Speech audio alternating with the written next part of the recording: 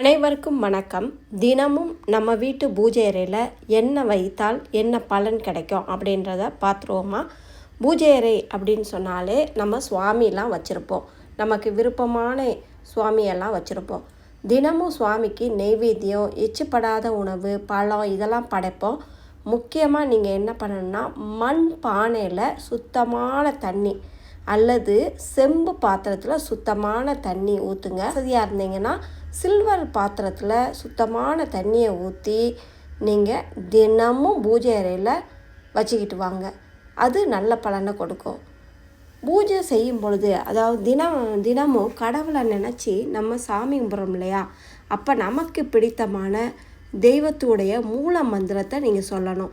இப்போ உங்களுக்கு விநாயகர் பிடிச்சிருந்தா ஓம் விநாயகா போற்றி அப்படின்னு எத்தனை தடவை சொல்ல முடியுமோ அத்தனை தடவை சொல்லுங்கள். அது மாதிரி அம்பாலை, பெருமாளை நீங்கள் சொல்லலாம். இந்த தனியாக ஒரு கிளாஸ் எடுத்துக்கோங்க, கண்ணாடி கிளாஸ். அதில் சுத்தமான தண்ணியை ஊற்றி நீங்கள் சுவாமியுடைய மூல மந்திரத்தை சொல்லும் பொழுது அந்த இடத்துல உங்கள் வீடு ஃபுல்லாக நேர்மறை ஆற்றல் அந்த தண்ணியில் இறங்கும். அந்த தண்ணியை எடுத்து நீங்கள் தினமும் குடிச்சிட்டு வந்தீங்கன்னா உங்களுக்கு பாசிட்டிவ் வைப்ரேஷன் உங்கள் உடம்புல சேரும்.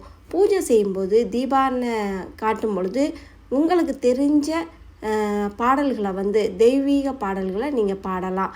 என்னென்ன பொருட்களை நீங்கள் வைக்கக்கூடாது அப்படின்னு பார்த்தீங்கன்னா, இரும்பு பொருட்களை பூஜை அறையில் வைக்கக்கூடாது. இரும்பு யமனுக்கு உரியது.